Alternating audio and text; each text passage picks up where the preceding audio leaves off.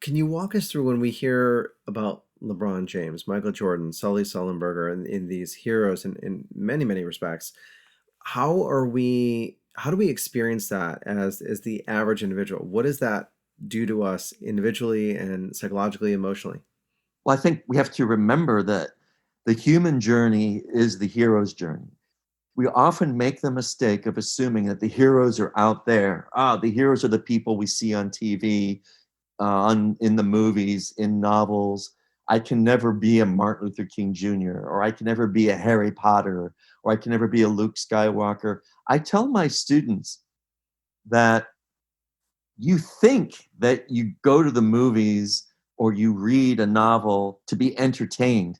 You think you're just there to watching Game of Thrones to be entertained. What's really happening is you're drawn to these stories, these narratives, because they're educating you. You're being educated and inspired. This is school. When you're watching uh, Harry Potter or whatever, you're actually in training because the heroes on the screen and in the novel are telling you, pay attention. This journey that I'm on is your journey. And so we have to remember that everyone is on the hero's journey. Each one of us starts out as an underdog. We're disadvantaged, we're weak, we're small, and we get pounded, and we're going to suffer.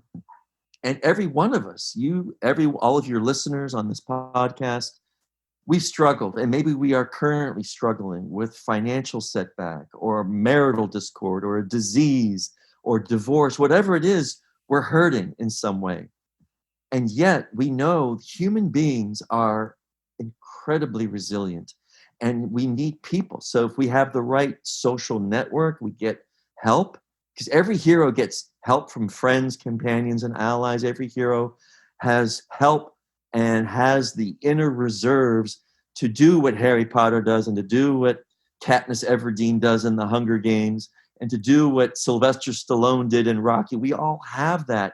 And that's why we're drawn to those stories because they're reminding us that each human being is going to be on a similar journey and they're not these heroes we're reading about and watching on the screen. They're not special, different people. They're every one of us on that same journey. So we have to pay attention to what are they doing? They're getting help.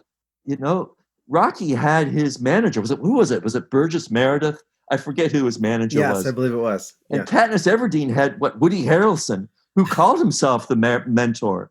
And Luke Skywalker had Yoda and Obi-Wan Kenobi. So we all have our Obi-Wan Kenobis. So we cannot isolate ourselves. And that's one reason why this pandemic is so hard, because I think we're being challenged in terms of being isolated and separated from people. And we know human beings need people to grow and to evolve and to become our best, most heroic selves. And so, every one of you out there listening, find people who make you your best self. Look, who is it that you count on to help you become your best self? Those are the people you need to be around. If not for a cup of coffee, then Zoom them, call them, text them, reach out to them, because we need each other. We are social creatures, and every hero is on a social journey of learning and growing through mentoring and coaching. And John, you're that coach. You're that executive coach, the organization leadership coach. You are helping people on the hero's journey. And my guess is, John, you were on your hero's journey and you are still on it, obviously, but your hero's journey is helping you help other people go through and reach the fruition of their own leadership hero's journey, right?